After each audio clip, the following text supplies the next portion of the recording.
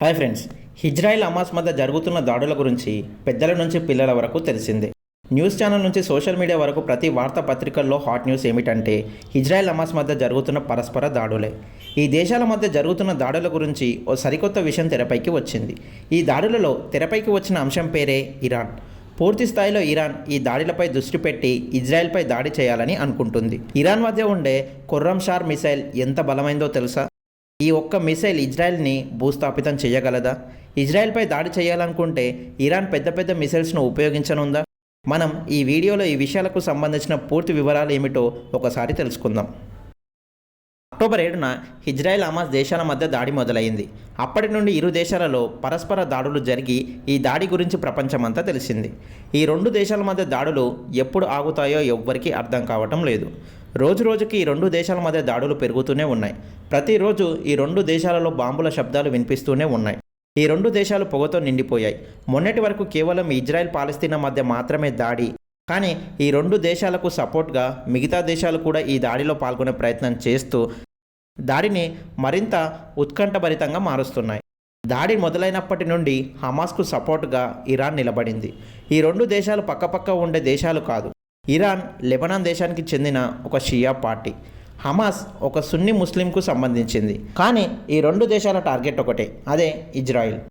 హమాస్కు కేవలం ఇరాన్ మాత్రమే సపోర్ట్ చేయడం లేదు, యెమన్, టర్కీ లాంటి బలమైన దేశాల సపోర్ట్ కూడా ఉంది.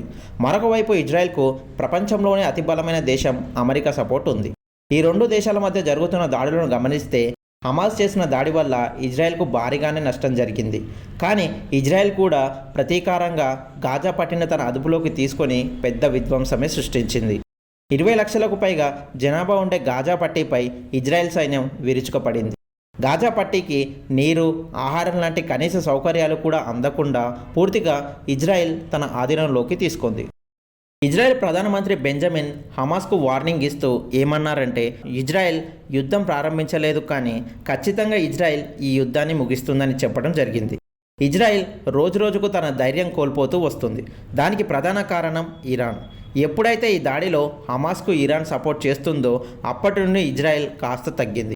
ఇరాన్ వద్ద ఉండే వెపన్స్తో ఇజ్రాయెల్ను భూస్థాపితం చేయగలదు. గాజా పట్టీపై ఇజ్రాయెల్ ఒక అడుగు ముందుకు వేసిన మిసైల్స్ను ఉపయోగించి ఇజ్రాయెల్ను అంతం చేస్తానని ఇరాన్ వార్నింగ్ ఇచ్చింది. అయినా కూడా ఇజ్రాయెల్ సైన్యం హమాస్పై దాడులు చేస్తూ గాజా పట్టీపై దాడులను ముమ్మరం చేస్తుంది. గాజా పట్టీలో ఇజ్రాయెల్కు చెందిన సైన్యం, ఇంజనీర్ యూనిట్ పరస్పరం దాడులను చేస్తూనే ఉన్నారు. అంతేకాదు, ఇజ్రాయెల్ హమాస్పై రాకెట్ల వర్షం కూడా కురిపిస్తుంది. హమాస్లో మృతుల సంఖ్య పెరుగుతూ పోతుంది. మరి ఇజ్రాయెల్ దాడి చేస్తూ ఇంత విధ్వంసం సృష్టిస్తుంటే ఇరాన్ తాను చెప్పినట్లుగా ఇజ్రాయెల్పై మిసైల్తో దాడి చేయనుందా? తన వద్ద ఉండే ఖుర్రం షార్ మిసైల్తో ఇజ్రాయెల్ దాడి ప్రారంభించనుందా? ఈ మిసైల్తో ఇజ్రాయెల్కు ఎంత నష్టం కలుగుతుంది? అసలు ఈ మిసైల్ యొక్క బలమేందో ఈ వీడియోలో తెలుసుకుందాం. ఇరాన్ గురించి మాట్లాడాలని అనుకుంటే ఇరాన్ అత్యంత బలమైన ముస్లిం దేశాలలో ఒకటి. ఇరాన్ తన మిలిటరీ సైన్యాన్ని చాలా బలంగా, సమర్థవంతంగా తయారు చేసుకుంది. దీని బలాస్టిక్ మిసైల్ టెక్నాలజీ చాలా అడ్వాన్స్గా ఉంటుంది. ఈ విషయం తెలిసి ఇజ్రాయెల్తో పాటు అమెరికా కూడా కాస్త ఆలోచనలో పడింది. ఒకవేళ ఇజ్రాయెల్ ఇరాన్ మధ్య దాడి మొదలైతే ఇజ్రాయెల్ సర్వనాశనమే. ఎందుకంటే ఇరాన్ వద్ద అతి బలమైన మిలిటరీ, యుద్ధ ఆయుధాలు ఉన్నాయి. ప్రతి విషయంలో ఇజ్రాయెల్ కంటే ఇరాన్ చాలా బలమైనది. ఈ రెండు దేశాలకు చెందిన సైన్యం గురించి మాట్లాడుకుంటే ఇరాన్ వద్ద 5 లక్షల సైన్యం, 3.5 లక్షల రిజర్వ్ ఫోర్స్, 126 యుద్ధ విమానాలు, 4170 యుద్ధ ట్యాంకర్లు, 17,650 యుద్ధ సామాగ్రి మోసే వాహనాలు ఉన్నాయి. వీటితో ఇరాన్ హమాస్కు మద్దతుగా ఇజ్రాయెల్పై పూర్తి స్థాయిలో విరుచుకుపడితే ఇజ్రాయెల్ పరిస్థితి ఎంత దారుణంగా ఉంటుందో. మరో ముఖ్య విషయం ఏమిటంటే ఇరాన్ వద్ద ఉండే ఖుర్రం షార్ మిసైల్ కొన్ని నిమిషాలలోనే ఏ దేశాన్నైనా సర్వనాశనం చేయగలుగుతుంది. ఈ మిసైల్ రేంజ్ 2000 కిలోమీటర్లు. ఈ మిసైల్ 1500 కిలోల నుంచి 1800 కిలోల కన్వెన్షనల్ మరియు న్యూక్లియర్ వార్ హెడ్ను క్యారీ చేయగలదు. ఒకసారి ఈ మిసైల్ను వదిలితే ఎలా ఉంటుందో? ఇరాన్ లాంటి మిసైల్ను వరుసగా ఇజ్రాయెల్పై వదిలితే ఇజ్రాయెల్ ఇక శ్మశానంగా మారిపోతుంది. ఈ ఖుర్రం షార్ మిసైల్కు సంబంధించిన మరిన్ని విషయాలు తెలుసుకుందాం. ఈ మిసైల్ మనిషి మాట్లాడే వాయిస్ కంటే 12 రెట్లు వేగంగా దూసుకెళ్తుంది. ఈ మిసైల్ ముందు టార్గెట్ వైపు కాకుండా ఆకాశం వైపు వెళ్తుంది. ఆ తర్వాత టార్గెట్ చూసేందుకు తిరిగి ఆకాశం నుంచి కాస్త కిందికి వస్తుంది. ఆ సమయంలో దీని వేగం మనిషి వేగం కంటే 8 రెట్లు అధికంగా ఉంటుంది. మనిషి వాయిస్ కంటే 5 రెట్లు ఎక్కువగా దూసుకపోతే దానిని హైపర్సోనిక్గా పరిగణిస్తారు. ఈ మిసైల్ను ఇరాన్ ఉపయోగిస్తే దీనిని ఆపగలిగే ఎయిర్ డిఫెన్స్ సిస్టమ్ ఈ భూమిపై లేదు. ఈ ఖుర్రంషార్ మిసైల్తో గైడెన్స్ సిస్టమ్ చాలా ప్రత్యేకం. ఈ మిసైల్ తనను తాను గైడెన్స్ చేయగలుగుతుంది.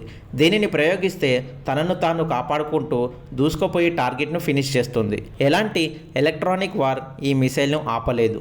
సాలిడ్ ఫ్లూయర్ ఈ మిసైల్కు ప్లస్ పాయింట్గా చెప్పవచ్చు. దీనిని ప్రయోగిస్తే కేవలం 20 నిమిషాల్లోనే టార్గెట్ సర్వనాశనమే. ఈ మిసైల్ ముందు రాడార్ కూడా విఫలమే. దీనిని ప్రయోగిస్తే ఇజ్రాయెల్ ఎయిర్ డిఫెన్స్ సిస్టమ్కు సమయం చాలా తక్కువగా ఉంటుంది. ఈ మిసైల్ను ఐడెంటిఫై చేసే లోపే అంతా అయిపోతుంది. ఈ ఖుర్రంషార్ స్పీడ్ 8 మ్యాక్. అదే ఇరాన్ కేవలం రాకెట్ను ప్రయోగిస్తే ఇజ్రాయెల్ చాలా సులభంగా ఆ రాకెట్ను ఆపేస్తుంది.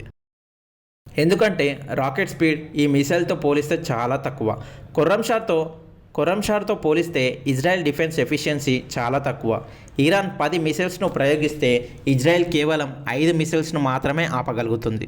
మరో 5 మిసైల్స్ ఇజ్రాయెల్పై విధ్వంసాన్ని సృష్టిస్తాయి.